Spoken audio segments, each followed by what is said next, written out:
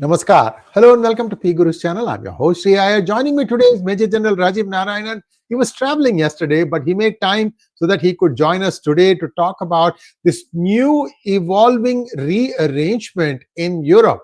What is going on? Italy plus three other nations. Which three nations? We'll talk about that, as well as what exactly is going to happen to this one small area that Russia owned, but it is not connected to it by land. The place called Kaliningrad. We'll talk about that also. Let's welcome Major General Rajiv Narayanan. Namaskaram, sir. How are you? Namaskaram, sir. Pleasure to be on your channel. Yes, there is a lot of turmoil going on. In one of the channels had spoken about Yalta 2.0. Yes. And it's more likely to be US, Russia, and India. And China is feeling left out, and so is Europe. I had mentioned earlier in your talk also a wonderful book written by Paul Kennedy, Rise and Fall of Great Powers, which he talks of a 400-year cycle. For Europe, the 400th year has begun. So the decline has started from the 17th century to the 21st century. They ruled the roost. It's over. A lot of people may not know, who are listening in, the ancient name given by us to Atlantic was 𝗓𝗏, Andhakar, darkness, because there was nothing on the other side. The civilization, everything was held mostly around Italy, Greece, and the Mediterranean that was there. The Atlantic was darkness because rest of the continent didn't have much to contribute. They were into hunters, gatherers, tribals. That's what they were. I'm talking about 3,000-4,000 years ago. There was nothing there. We used to trade with Greece and all these places. Our trade used to go there, and you dominated that. The other book was written much later, around 2009, Michael Stopford, where he traces the center of gravity of international maritime trade, which began from, I would say, Western Pacific, Indian Ocean and Mediterranean, more Indian Ocean and Mediterranean, where we were there. Western Pacific can also be taken because most of Southeast Asia was also there as part of the Hindu kingdoms which were there. From there, it shifted to the Atlantic. From the Atlantic, it shifted to the Pacific. And now people are talking of its return back to the Indian Ocean. And that is where the term Indo-Pacific comes from, which is anathema to China. Anything with India, it's anathema as far as China is concerned. We'll come to that later. The maximum churning you see today is happening in Europe. They didn't see this Ukraine war as a disaster in making for themselves. And this happened just after the world was recovering from the COVID pandemic. COVID pandemic was a disaster for them. They printed a whole lot of currency to give to the people, and they are facing the problem still today. Angela Merkel had very clearly said that the Minsk Treaty was just to gain time, and they would reach there. And this was actually being a direct violation of what was promised to Yeltsin, that there would be no eastern creeping of NATO. And the complete media has suppressed the atrocities done by the Azov battalion and Ukrainians on the Donbass and Luhansk, because that area is Russian predominant. So the first hit was when they removed Russian from their syllabus, that it will not be a language, de-recognize Russian, and then they started attacking that. And they only spoke of the green berets of the Russians who came there, but they never spoke of what all atrocities these people did there. And at that point in time, the NATO-trained army was ready to move into Donbass and Luhansk, and that is when Putin had warned them, don't. And they didn't listen, rest is history. And they were being egged on by the US. Treaty was already going to be signed in Turkey. And at the last minute, it was April 2022. And it was Boris Johnson who threatened Zelenskyy, and Zelenskyy pulled out. And come a full circle, they've been given the boot by the Americans. And as far as Hegseth is concerned, the Secretary of State for Defense has been blunt as far as Europe and Ukraine is concerned, that it cannot go back to 2014 boundaries, which means Donbass, Luhansk, Crimea is out of the table. Russia has asked for Dnipro and Kharkiv to be given to them, which is what they had passed.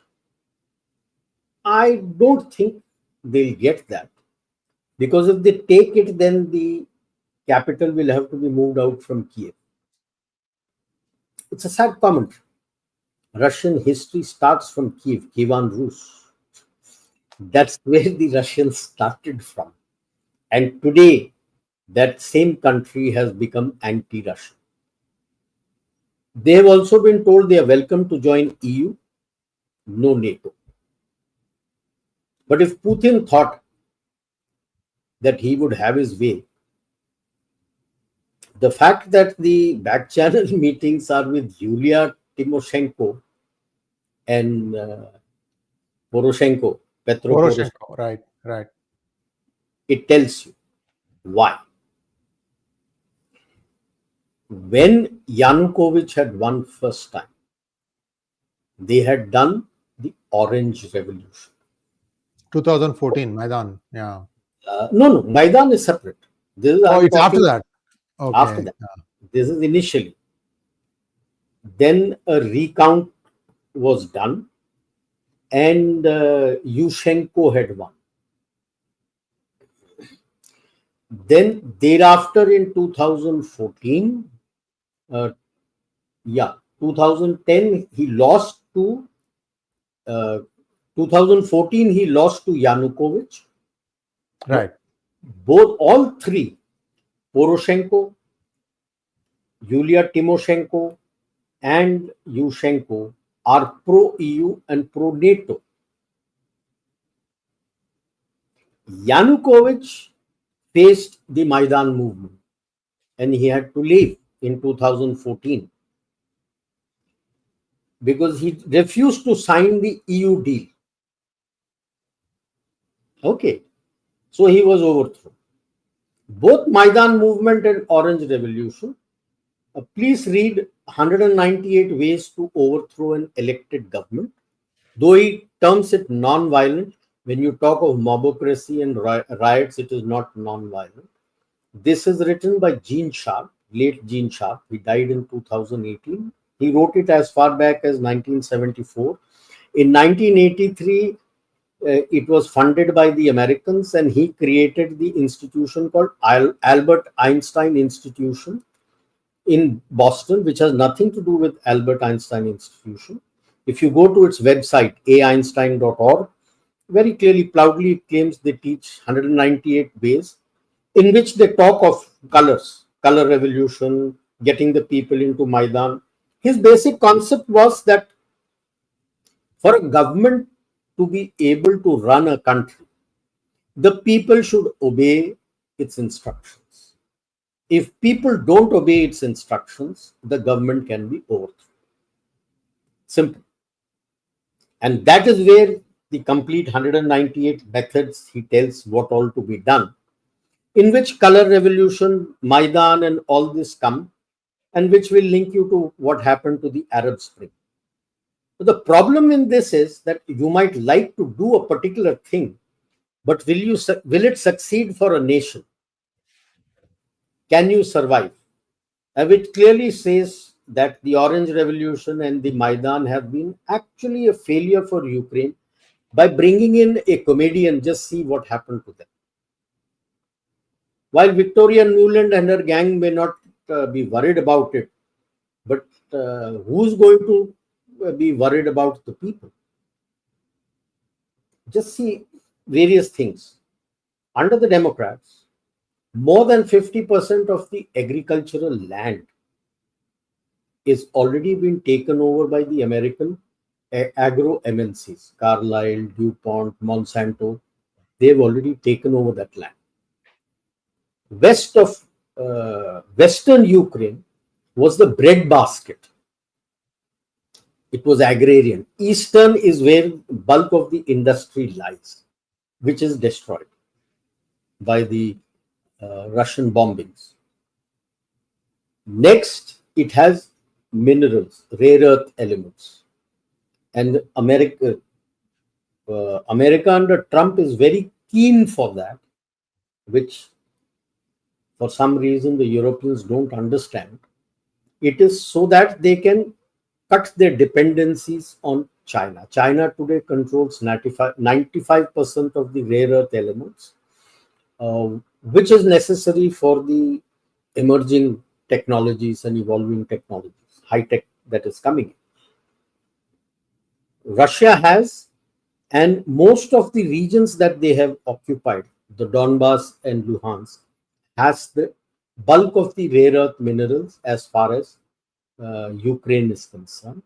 And Putin has already said that he is ready to sign the deal on Russian and Russian-controlled areas.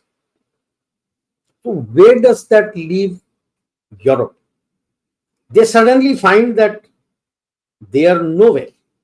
Fine, they may jump around and Starmer may say 100 years, I will do this deal, that deal. But then you find that both Starmer and Macron have realized they bring nothing to the high table. What is it that they can give? 3 years. The war has gone on for 3 years. And friends, it is the American aid which has sustained them, not the European. Now to say I will increase it to 5%, I will increase my production. What were you doing for these 3 years? You will increase production based on what? You have no armed forces, which you have suddenly realized when you're getting scared. You have no armed forces to protect yourself. You survived for so many years on the American umbrella, and you think you will be able to stand up to the Americans? Zero. Not even the Russians. And that bogey that after this he is going to come for Europe, where has he ever threatened you? You are the ones who have threatened him. On the other hand, Russia has never threatened you. He was quietly going about his business. You fingered him in Georgia, he sorted out Georgia. You will be fingering him here, he took over Crimea and sorted out Ukraine today.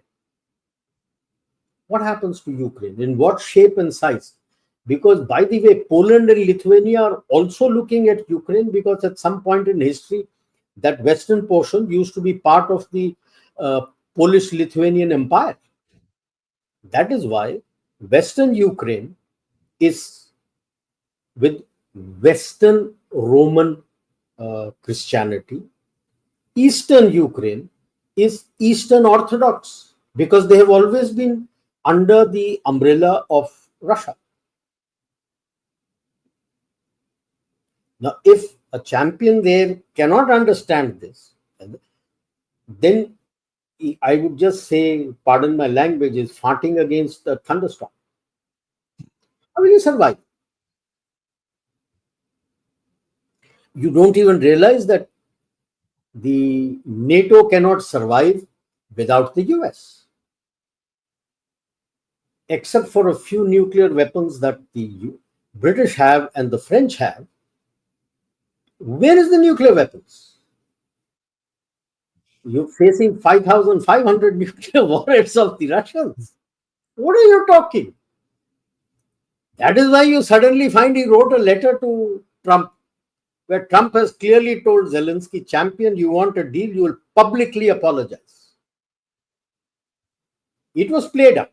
I'm sure when Rubio had gone and discussed with him, it was very clear that he is going to be nasty. Otherwise, you never conduct diplomacy with select media out there.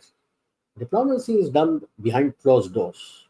Then you come out and talk what has been, and tell only those portions what you want the media to know. You don't discuss things. And he got caught out, and now he suddenly realized that he signed his death warrant. Because the moment you start talking to Yulia, Tymoshenko and Poroshenko, who have been pro-EU, and the Americans supporting him, Zelensky realizes his game is over. It is over. But the best portion is, where does that leave Europe? Like I said in the beginning, Europe today doesn't bring anything to the high table. Yes, they do have some technology. That's about all. Full stop. Your Germany, which has been the hub of the manufacturing in EU, their manufacturing is collapsing. You suddenly find that companies like Bosch, Volkswagen, BMW are sacking people in the tune of 10 to 16,000. In an aging country where the working age population or WAP percentage is low, this is huge. Their own economists have said that they are facing recession.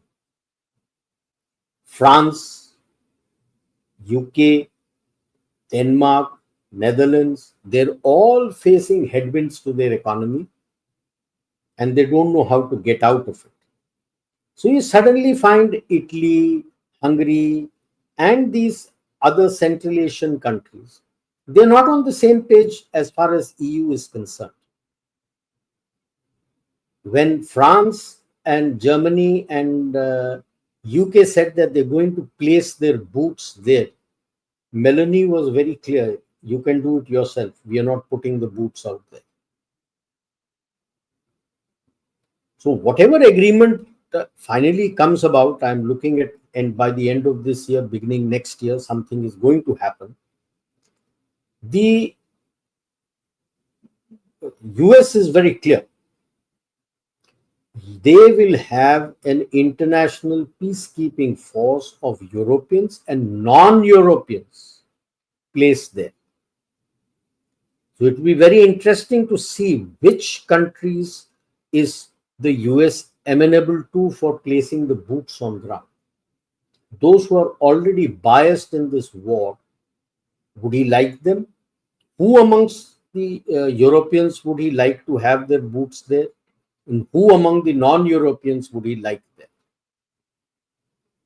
So it's going to be a very difficult time coming as far as I see for Europe, and especially for the left liberals who are there in power. Macron signed the deal with the leftists and the left liberals just to survive.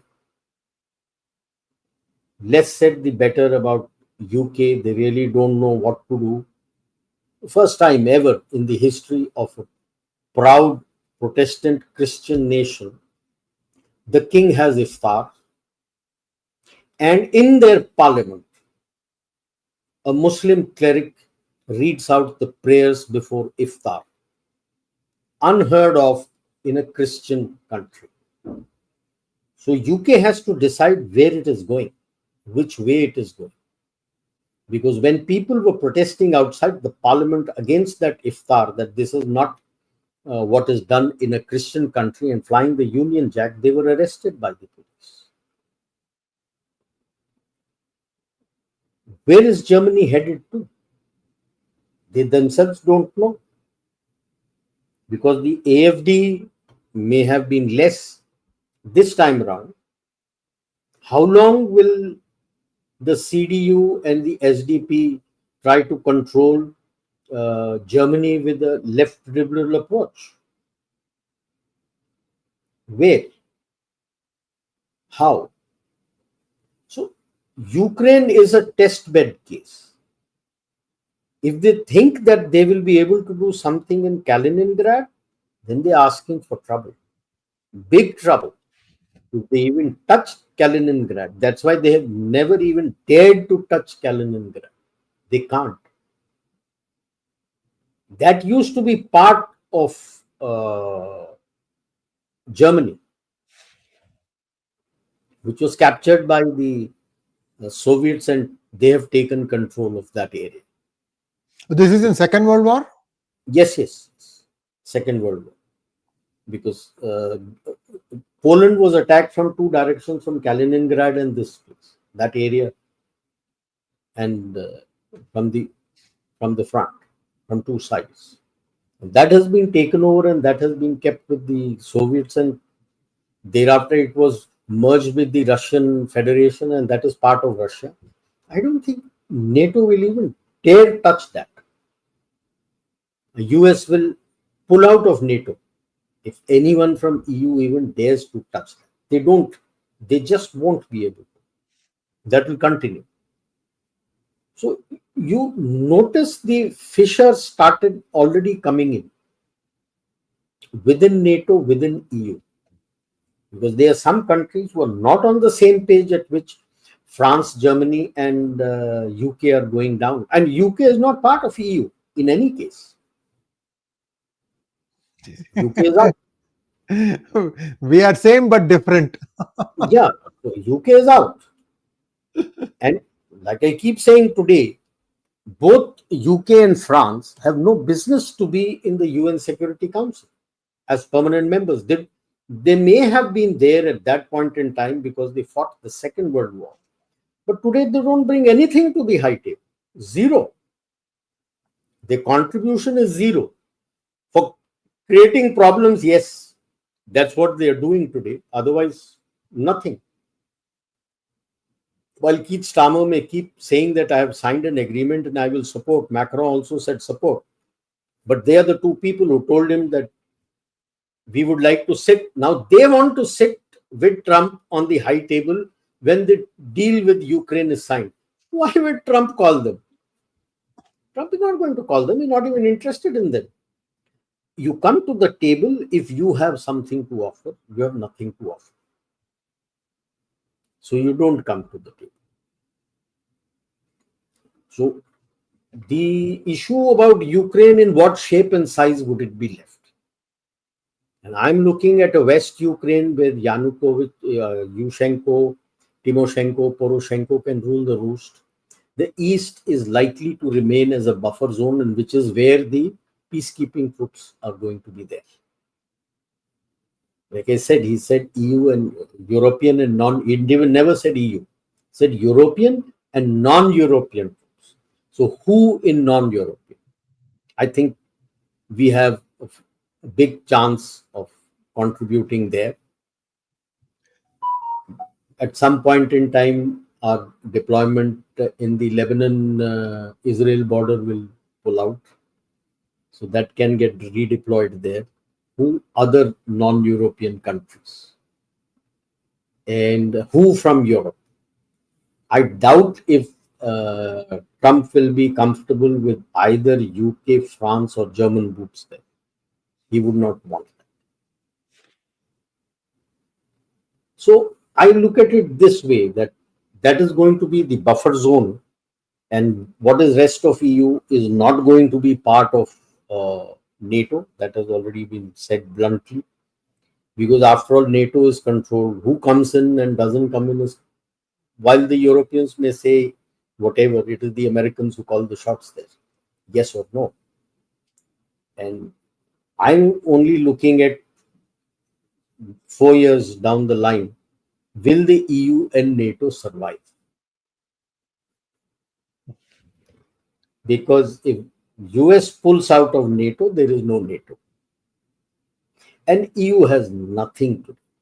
While UK has an aircraft carrier, but it cannot deploy a carrier battle group. It doesn't have that many ships. It doesn't have that kind of funds to deploy it. France also has a a small carrier battle group it will be able to deploy. That's it, full stop. As far as the ground forces are concerned, less said about it, the better. So, what are you talking that we will do it? We'll do it with what? It requires tremendous amount of resources which they don't possess.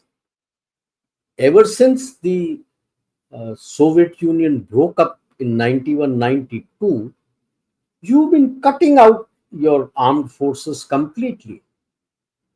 Your entire funding has gone because you decided that there was no threat, and there is no threat. That was the hype you created about Putin. Why? Because under Yeltsin, they almost tried to get all the oil, gas, and the minerals from the Russians. And it was the Russian oligarchs, most of them who were agents of the KGB, who took it over. And Putin came in as the PM and put a stop. And his deal with the oligarchs was, and Yeltsin was, firstly, for Yeltsin, he said, your family will not come into politics. If they come in, I will sort them out. And to the oligarchs was, you will not come into politics. And you will not sell the Russian jewels to the Americans. I wonder how many of your people remember Khodorkovsky. He was the governor in the Far East and he owned Lukoil. And he almost sold it to ExxonMobil under Condoleezza Rice. And that's when his travails began. And in the same place in Siberia where he was the governor, he is in jail for life. He is never ever going to come out. And that became a message to everybody that you finger with Putin, you're having trouble. How old was General Ramesh? Just a curiosity question. How old was Putin when he became a vice president under Boris Yeltsin? He must have been in his early 30s. Yeah, amazing, isn't it? And there's such a meteoric rise inside the KGB to become the vice president level person in the Yeltsin cabinet. Okay, Yeltsin cabinet was a transition thing from Gorbachev to, they were taking small steps in democracy. You can just say from Gorbachev to Putin. Yeah, exactly. Amazing. Sir, back to your narrative. Amazing. Just imagine today, whatever the West may try to paint him, the media is bought off by them, Soros. 90% of them don't even know what Russia is like. Today, even today, after 3 years of war, he has 84% acceptability amongst the people of Russia. And that is what they were looking at, that by giving all this aid, they will weaken him and get somebody else. Get whom? When the people support him. So the mistake they started doing was making Poroshenko remove Russian from the syllabus and as a national language. That was the first error they did. And second, with Poroshenko's full acceptance, they allowed the Azov brigade, which is a Nazi brigade. They fly the Spetsnaz flag, do all the atrocities and firing on civilians and suppress it. And when Poroshenko had a change of heart, they brought this stand-up comedian in 2019. Rest is history. The country is gone. The rare earth and minerals are going to be taken away by the Americans. He said 50% you will get. Now, how will they get 50% when bulk of them is there in Soviet, Russian-controlled areas? There's only very limited which is on the other side. Rest is in the Russian-controlled areas of Donbass and Luhansk. So what is Ukraine going to get? Even before the war is ended, last year I think it was, when they signed an agreement that, last year, I think after the 1.5 years of war, they signed an agreement with the Americans at that time that the reconstruction will be done by BlackRock. Hello, that's a hedge company. BlackRock is going to do. They have already signed the agreement. Yeah. So the people who have left Ukraine, I don't think are going to come back in a hurry. With this reconstruction, who's going to do the reconstruction? I'm just waiting when he defreezes the Russian assets held and brings Russia back into SWIFT. I think once the agreement is signed, the Russian assets will be cleared. And but like I always say, to keep a handle on Russia, that's why he's talking to Yulia, Tymoshenko and Poroshenko for Western Ukraine. I don't think the writ will run east of the Dnieper River. Right. It will not happen. That is going to be the buffer zone. That is the SOP that the Russians will take. That I will not take Kharkiv, balance of Kharkiv and balance of Dnipro, but that will stay as the buffer zone. And that is the industrial area that's gone. That's over. Chapter closed. So their dependency will totally go towards Poland and all the other countries. How much they will do with Odessa remains to be seen. Will the Russians drag it and capture Odessa also? I don't think so. I don't think they have that kind of capacity, capability, or the inclination to do that. So Ukraine is going to be a fractured Ukraine, and for a long time, maybe 40, 50 years down the line, when someone writes the history, I think the Democrats will come out in a very poor light, along with the EU countries, of what they did to Ukraine. Yeah. To achieve what? How much they misread the, I would say, the strength of Putin, and how much he's loved by his people.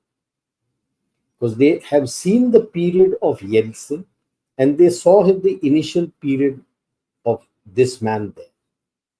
And they have always liked him, that he brought Russia back to the high table. So willy-nilly, Russia is back on the high table. And the US, or under Trump, desperately needs Russia and India with him to counter China. So if some people say Yalta 2.0 will be a quad with China coming in, I don't think so. The way things are going between Trump and China, I don't think so. And the reactions of Chinese is very clear. They are feeling isolated. He's brought in Saudi Arabia, which is where the talks and all had gone. And I'm sure our people going to Russia, coming back, are carrying messages to and fro. So in this game, you suddenly find Japan and Taiwan also feeling left out. They're not on the table. I think they might look towards a investigation on, I would call, the murder of Shinzo Abe. Yeah. How was it possible? How was it possible that such a thing happened? So Quad is getting strong, and which is what is worrying. And I'm told reports are coming in that this coming heads of state meeting of Quad in India is going to lead up to a setting up of a secretariat. Once the secretariat is formed, then that means business. Business, correct. And, then the Chinese would be rattled, really rattled. Very true. Really. General Rajiv Narayanan, you need to be coming more often, sir.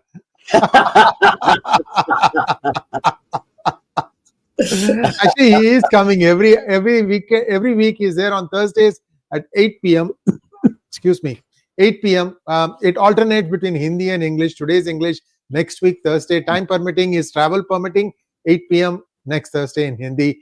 General sir, what you said is, people would have to read 25 books over a period of 3 years to really understand and get the grasp of how these, meshings happen, how these things work.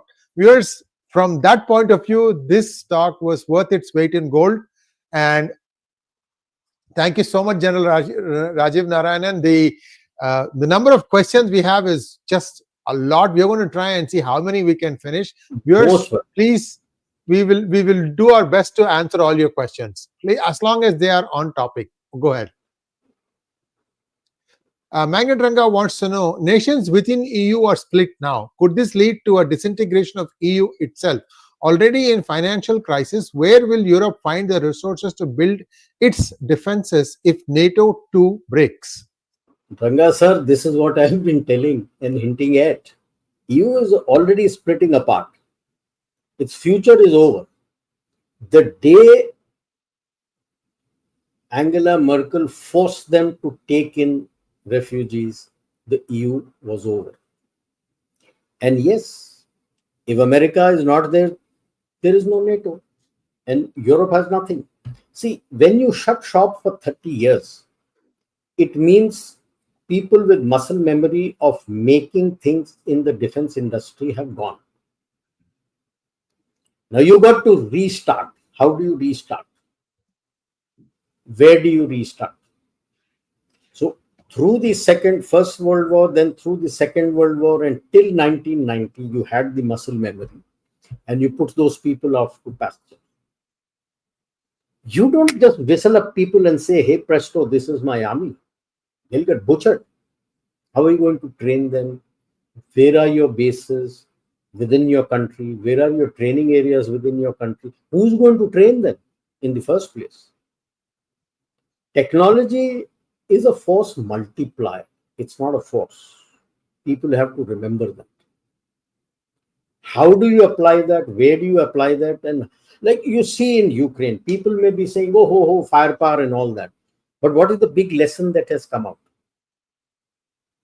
That unless you have the capability to go there and occupy the place that you have fired at, it has no relevance.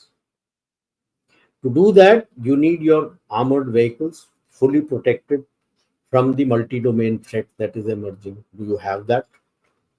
Nothing. The Russians have learnt it, and so they are creeping forward like the First World War. What are you going to do? What do you have?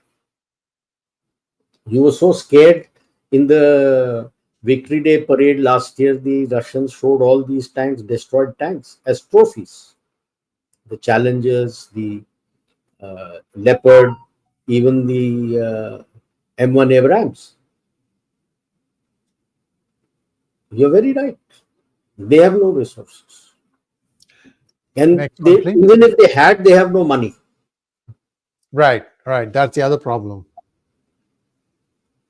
General Rajiv Narayanan, I would be remiss if we don't touch about the three other countries which are leaning towards US. They have not come out openly, but it's Hungary, Poland, and there is one more country. I want to wait, but it is slowly coming around. And if Germany comes to this side, game over. And right now, Germany, I don't predict it will come soon, because the CDU and the SDP have been ruling the roost ever since the Second World War is over. And people will not know, 3 terms of Angela Merkel, who was the head of CDU, was with coalition with the SDP. So whether SDP or CDU, they are two sides of the same coin. They are the woke liberal brigade. They cannot change. They cannot change, unfortunately. That is the problem. FDP was changing. That is why the FDP was taken out and walked out, and they have not done much. Greens have not done much. Their concern is the AFD is the one which has come out in a big way. It was number 2. SDP was number 3. It was number 2. So I'm looking a little later.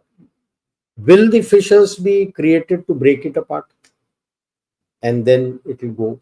5% of GDP is damn good here. Do you have, what is your GDP, and do you have the capability to spend that?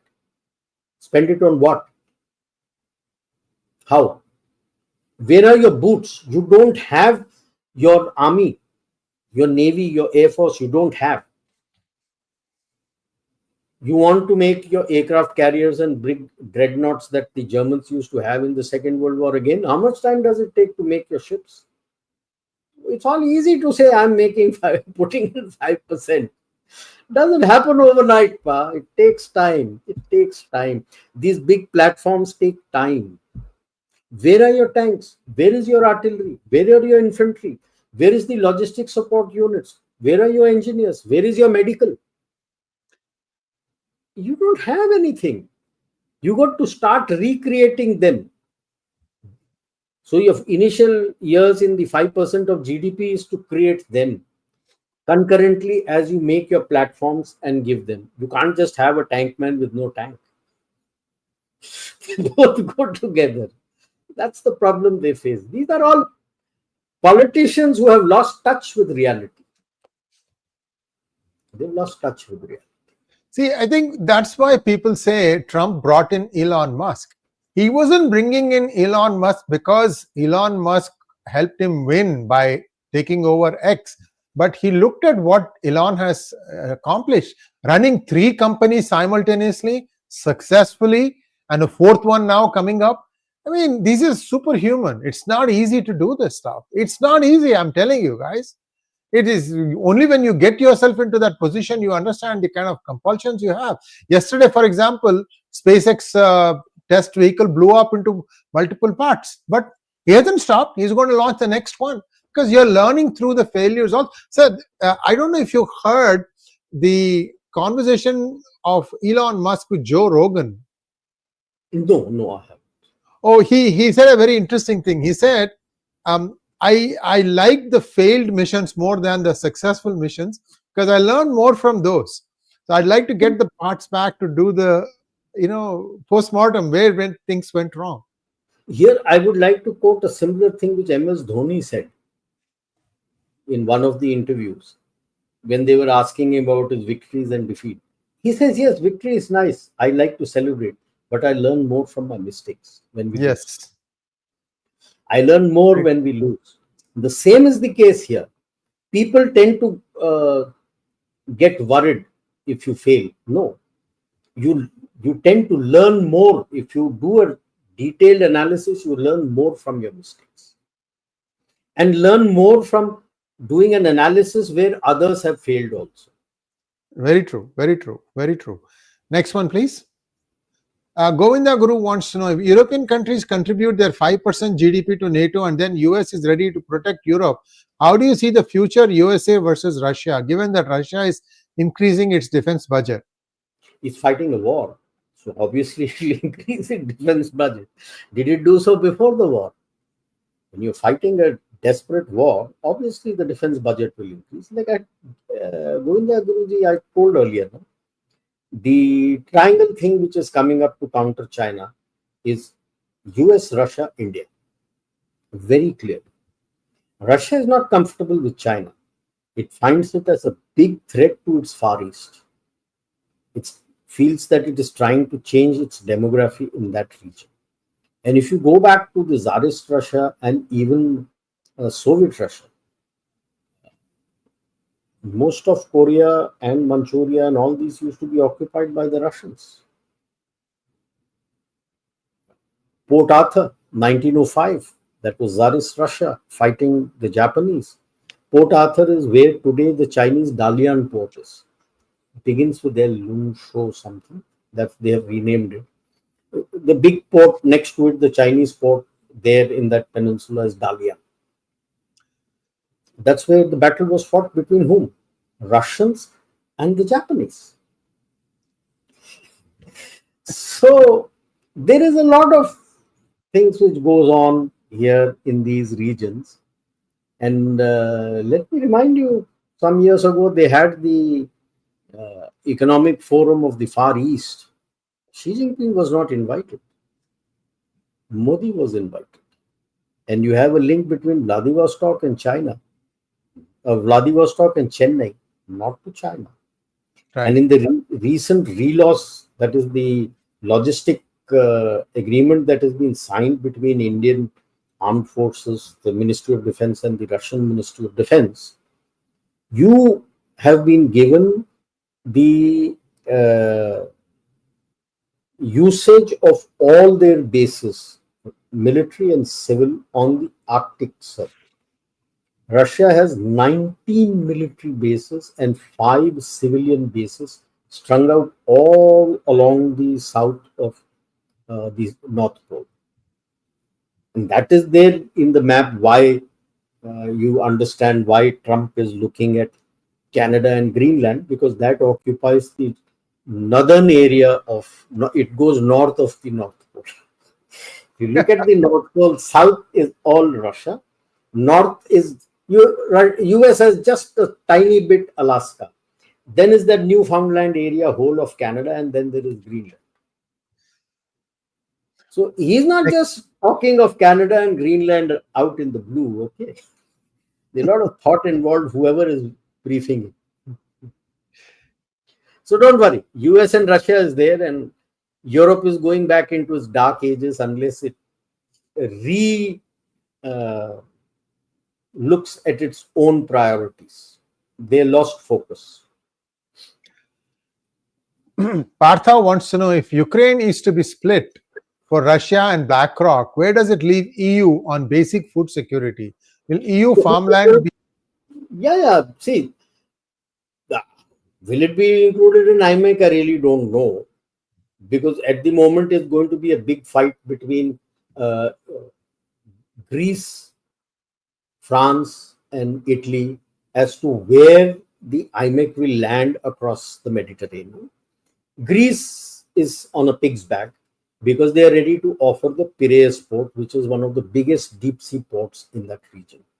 Whether you look at Italy, whether you look at France, they don't have that size of deep sea port in the Mediterranean. So my reading is it will go there and then break up into smaller ships for regional transport. The main transport hub as far as Europe is concerned is Rotterdam, Cologne, those areas, Marseille, those areas. You don't have anything here. Here is Piraeus. That is one. As far as the other thing is concerned, basic food security will be given by the Americans. So that's what will happen, because Carlyle, DuPont, Monsanto, they have taking over all these. So that's what will happen. And BlackRock will be laughing its way to the bank because they will be making money from the reconstruction portion, which all governments give.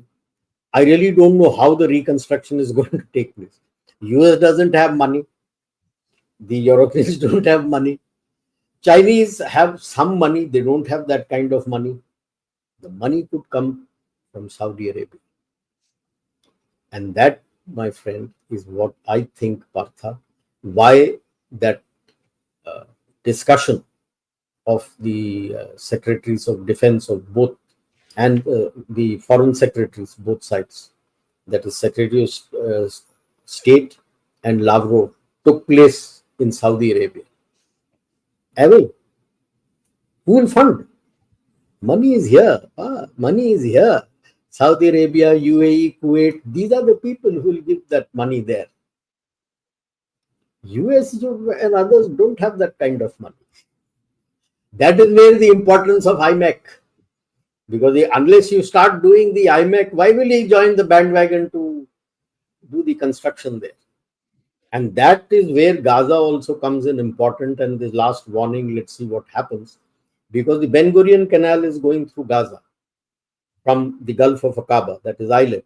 And right next to that is the Saudi Arabian city of Neom.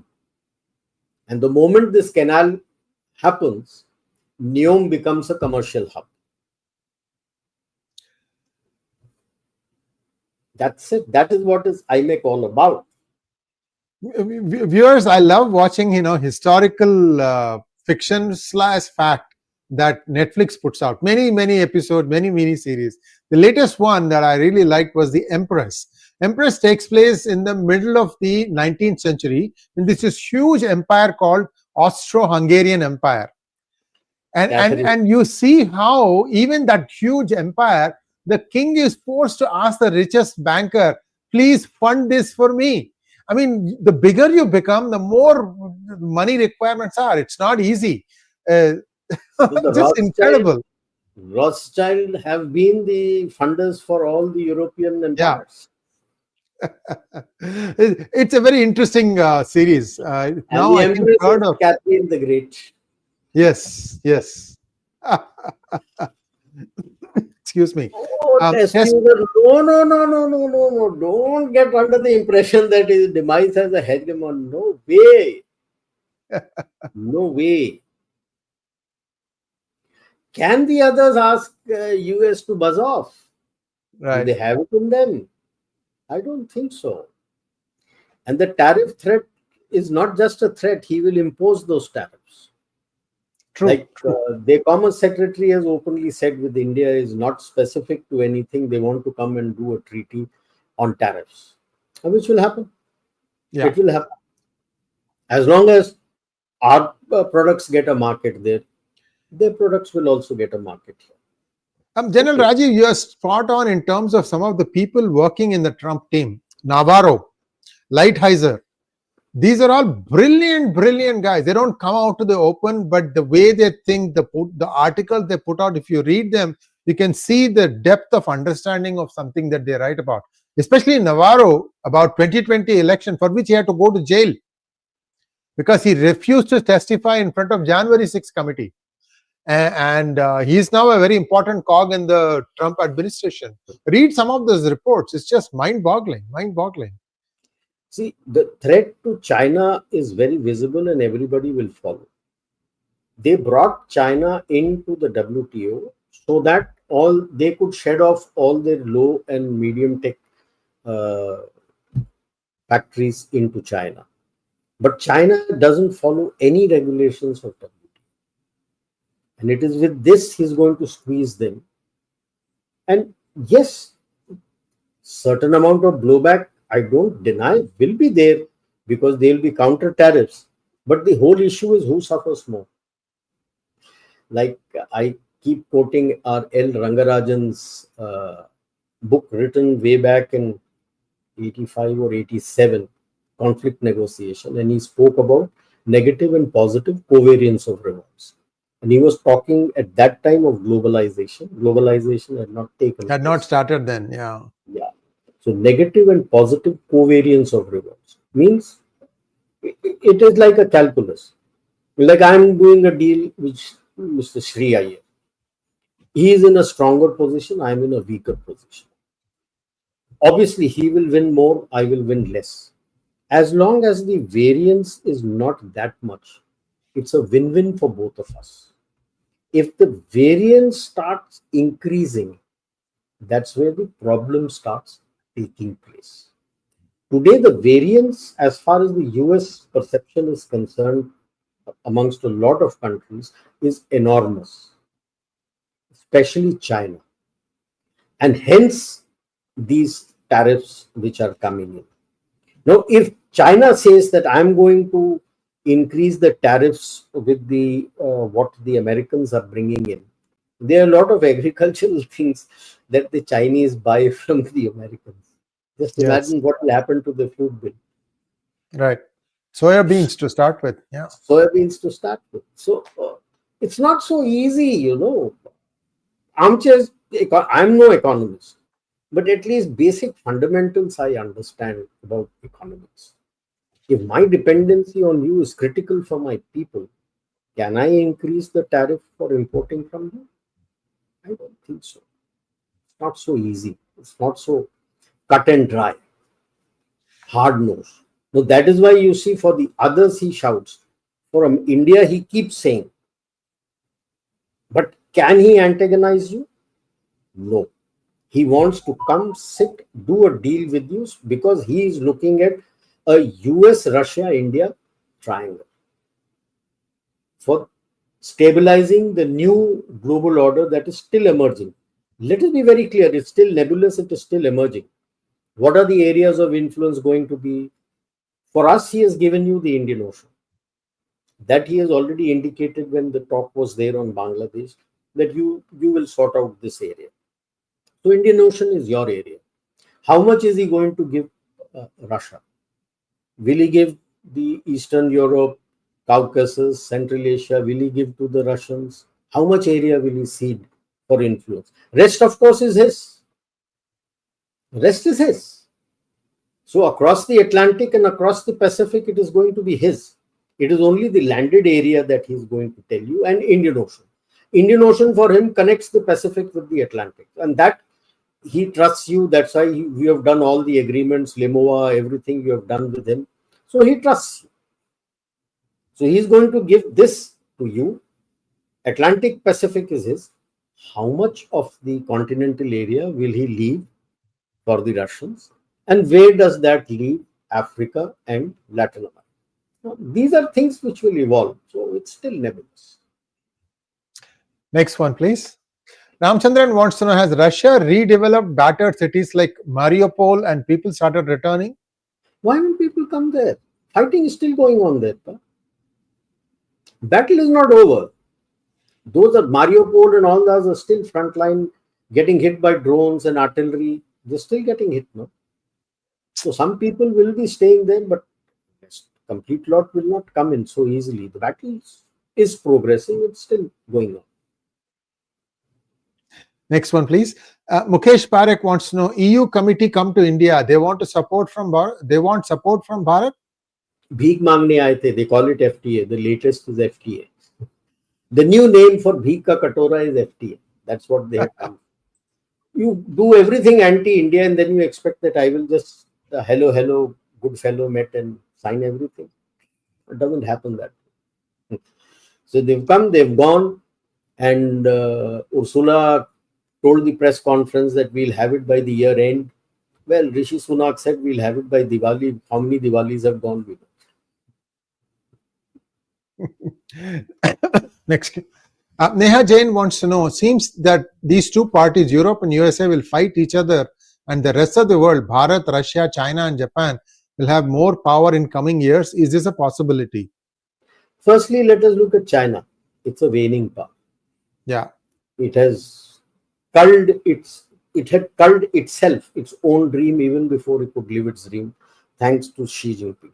In a lot of my talk, I talk of Xi Jinping as the Imran Khan of Pakistan. So he's the Imran Khan of China. He's destroyed China completely.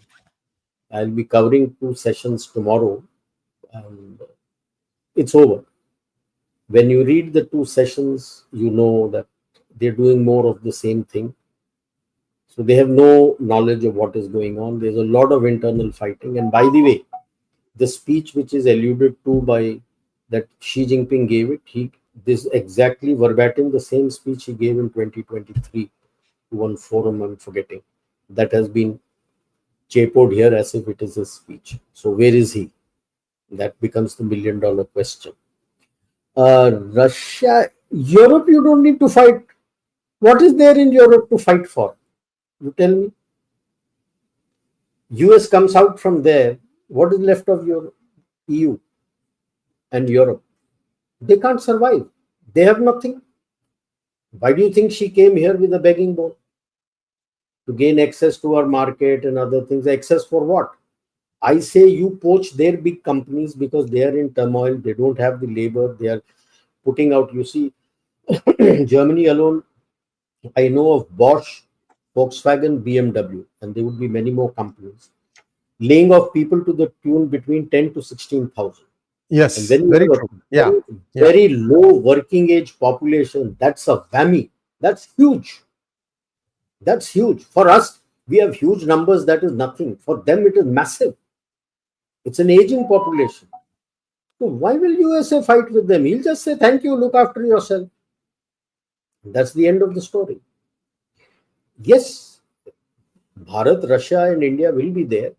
Japan is economically, I don't think, doing that well today.